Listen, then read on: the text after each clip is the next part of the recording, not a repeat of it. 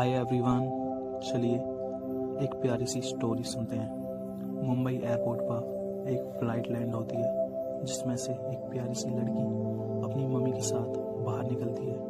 दोनों एयरपोर्ट से बाहर आकर टैक्सी लेकर अपने अपार्टमेंट आ जाते हैं। अपार्टमेंट में आते ही वह प्यारी सी लड़की अपनी मम्मी से कहती है, मॉम, आपने कहा था मुंबई आते ही आप मेरे लिए डैड लेकर आएंगी। कहाँ है डैड मॉम? इस पर उस लड़की की मम्मी बोलती है, नीरा, तुम अपनी जिद छोड़ क्यों नहीं देती बेटा? ये इतना भी आसान नहीं है नीरा। मैं तुमसे और झूठ नहीं बोल सकती Neera. This is not possible. अपनी मम्मी की बात सुनकर नीरा बहुत सैड हो जाती है और अपने रूम में चली जाती है। अगले दिन दोनों शॉपिंग करने के लिए शॉपिंग मॉल आ जाते हैं। हीर शॉपिंग करने में बिजी हो जाती है। हीर नीरा की मॉम का नाम होता है। अपनी मॉम को शॉपिंग में बिजी पाकर नीरा हीर को बिना बताए चिल्ड्रंस जोन में आ जाती है। तभी उसकी नज़र एक टैडी पर पड़ जाती है जो बहुत फनी हरकतें कर रहा होता है। नीरा उसे देखकर हंसने लगती है। उसके बाद वह एक गेम के पास चली जाती है और गेम खेलने लगती है। तभी वहाँ एक मोटा लड़का आता है। वह नीरा से कहता है, ये मेरा फेवरेट गेम है, मैं रोज़ाना यही गेम खेलता हूँ। क्या तुम आज पहली बार आई हो? नीरा उस लड़के की तरफ देखती है और कहती है, हाँ, आज मैं पहली बार आई हूँ। तभी वह लड़का कहता है, hi, I am Aarav and you? I am Neera. फिर दोनों एक दूसरे से हाथ मिलाते हैं। नीरा आरव को गेमिंग सीट पर बिठा देती है और उसे खेलते हुए देखती रहती है।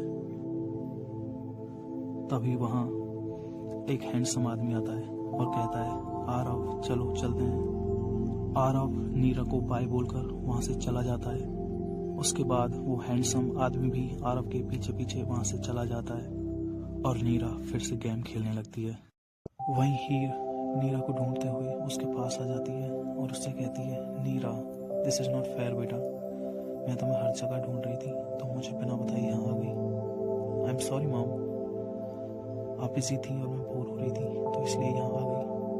उसके बाद दोनों गेमिंग जोन से बाहर आ जाते हैं और टैक्सी में बैठकर अपने घर आ जाते हैं। अगले दिन हीर नीरा को लेके उसके नए स्कूल आ जाती है और उससे कहती है, नीरा, आज तुम्हारा स्कूल में पहला दिन है। आई होप तुम मैनेज कर लोगी ना नीरा? इस पर नीरा कहती है, mama, I will definitely manage. अब आप भी अपने नए क्लिनिक जाओ ममा। ओके नीरा, मैं शाम को तुमको लेने आऊँगी। Okay, bye. नीरा अपनी क्लास में आ जाती है। तभी नीरा को क्लासरूम में आरव दिखता है।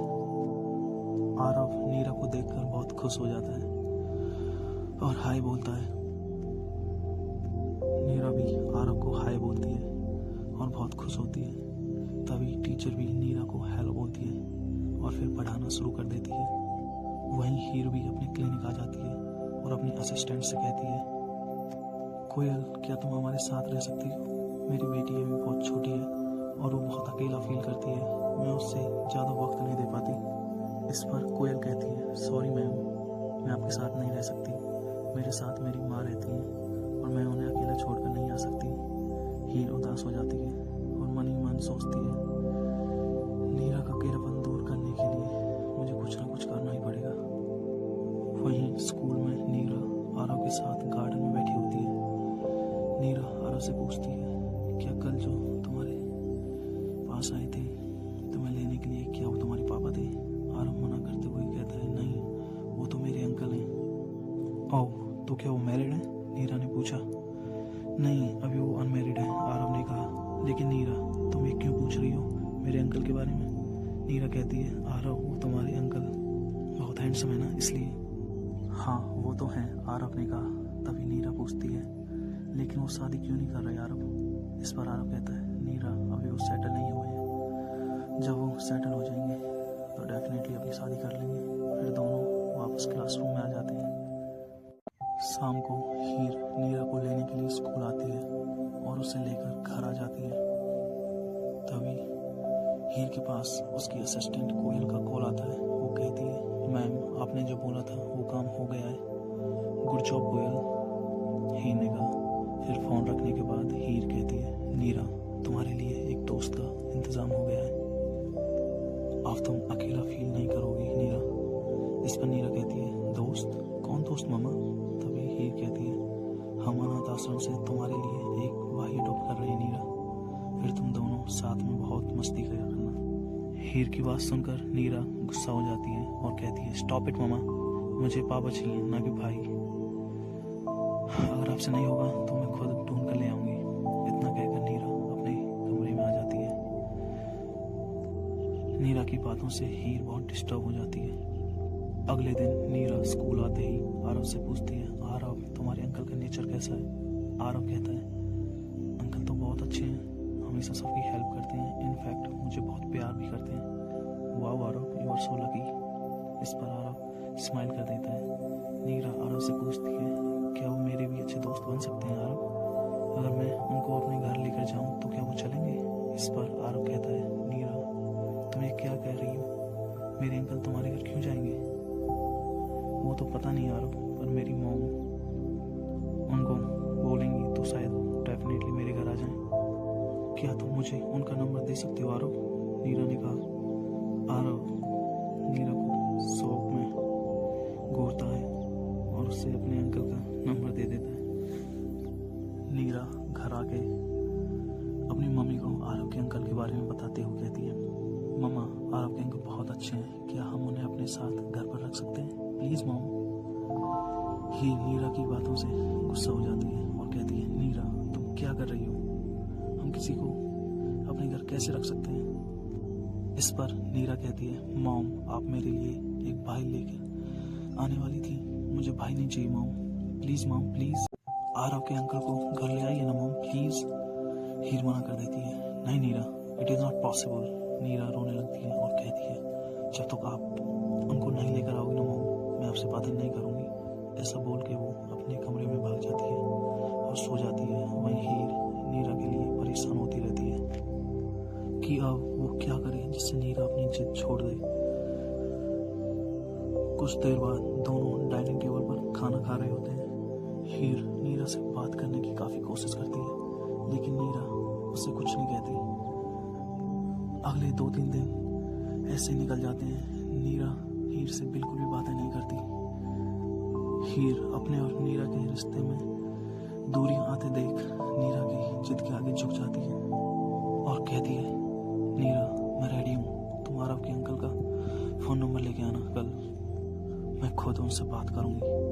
नीरा हीर की बात सुन के बहुत खुश हो जाती है और कहती है, मॉम उनका नंबर है मेरे पास। इतना कहकर नीरा अपनी नोटबुक लेके आती है और हीर को दे देती है। हीर शॉक्ड हो जाती है लेकिन कुछ कहती नहीं, जैसे उसे पता हो उसकी बेटी कैसी है। फिर वह आरव के अंकल को कॉल लगा देती है और उनसे बात करने लगती है। हीर आरव के अंकल को बच्चों के बीच हुई बातों के बारे में बताती है और उसे अगले दिन अपने क्लिनिक बुला लेती है। अगले दिन क्लिनिक में हीर आरव के अंकल को सब कुछ बता देती है। आरव का अंकल जिसका नाम नील होता है, नील हीर की बातें सुनकर शॉक हो जाता है और कहता है, क्या आप चाहती हैं मैं आपके साथ घर आकर रहूं? इस पर हीर कहती है, हाँ ये आपके लिए एक जॉब की तरह होगा और आपको रहने के लिए एक अलग कमरा भी मिलेगा। हीर का ऑफर सुन नील कुछ सोचने लगता है और कहता है, लेकिन मैं ही क्यों? इस पर हीर कहती है, क्योंकि मेरी बेटी नीरा की जिद है कि आप हमारे साथ हमारे घर आकर रहें और उसके दोस्त बने। नील हीर की बात मान लेता है और उसके साथ घर आ जाता है। नील को देखकर नीरा बहुत खुश होती है और नील से बातें करने लगती है। नील को नीरा और नीरा को नील की बातें बहुत अच्छी लगती हैं। अगले दिन से नील सारा टाइम नीरा के साथ ही बिताता है। उसे स्कूल लेकर जाना, उसे स्कूल से लाना, उसके साथ खेलना, उसको कहानियाँ सुनाना, उसके साथ खाना खाना, दोनों की एक दूसरे से बहुत बनने लगती है। हीर को भी नीरा को इतना खुश देखकर बहुत अच्छा फील होने लगता है। एक दिन नीरा बहुत बीमार हो जाती है और हीर को एक इमरजेंसी केस की वजह से क्लिनिक जाना पड़ता है। उस रात नील पूरी रात नीरा के पास बैठा रहता है जैसे नीरा उसी की बेटी हो। हीर को ये जानकर बहुत अच्छा लगता है कि नील पूरी रात नहीं सोया, उसने अच्छे से नीरा का ख्याल रखा। उसे नील के अंदर एक अच्छा इंसान दिखने लगता है। नीरा के ठीक होने के बाद तीनों पिकनिक पर जाते हैं और वहाँ बहुत एंजॉय भी करते हैं। फिर शाम को मूवी देखने जाते हैं।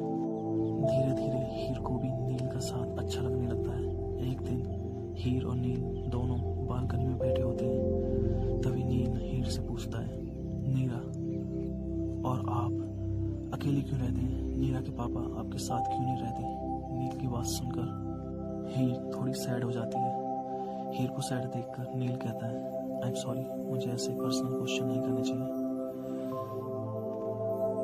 तभी हीर कहती है, हम दोनों का डिवोर्स हो गया, उसने मुझे और मेरी बेटी दोनों को छोड़ दिया। ऐसा बोलते हुए हीर इमोशनल हो जाती है।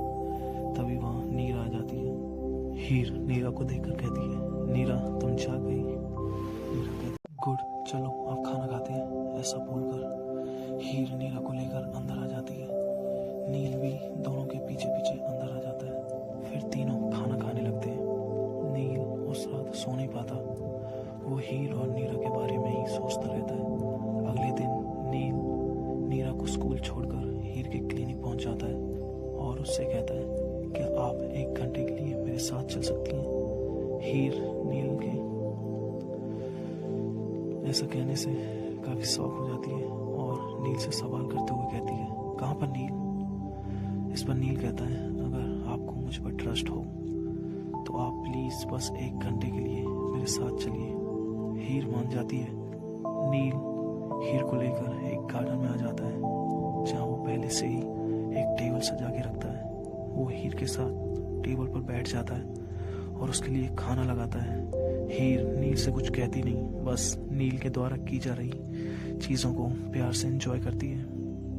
उसे पहले कभी इतना स्पेशल फील नहीं होता है। ये सब जैसे उसके लिए एक खूबसूरत सपने जैसा हो। हीर मन ही मन नील को लाइक करने लगती है।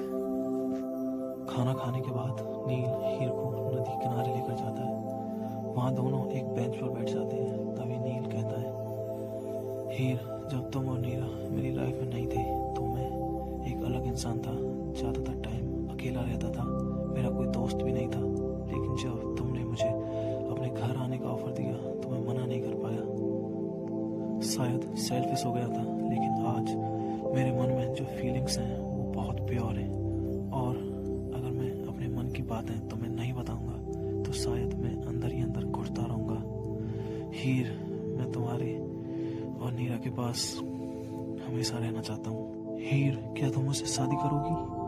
नील के दिल का हाल सुनकर हीर बहुत खुश हो जाती है, जैसे उसके दिल की बात नील ने बोल दी हो। फिर वो नील को हग कर लेती है और कहती है, I love you Neel, I love you. Heer के मुंह से आई लव यू सुनकर नील बहुत खुश होता है और कहता है, I love you Heer, I love you. मैं तुमसे और नीरा से बहुत प्यार करता हूँ। मैं कभी तुम दोनों को छोड़ के नहीं जाऊंगा। मैं हमेशा तुम दोनों को अपनी फर्स्ट प्रायोरिटी मानूंगा।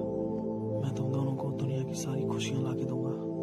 नील की बातें हीर को बहुत सुकून देती हैं। दोनों एक दूसरे से अपने दिल का हाल बयां करके घर आ जाते हैं। जब वो दोनों नीरा को अपनी शादी के बारे में बताते हैं तो नीरा बहुत खुश हो जाती है और कहती है, थैंक यू सो मच मामा, मैं बहुत खुश हूँ, अब हम हमेशा साथ रहेंगे। फिर नील और हीर शादी कर लेते हैं। उसके बाद तीनों की लाइफ का एक खूबसूरत सफर शुरू होता है। तीनों हमेशा साथ रहते हैं, हमेशा खुश रहते हैं, जैसे एक दूसरे के बिना अधूरे हों। तो कैसी लगी आपको ये स्टोरी?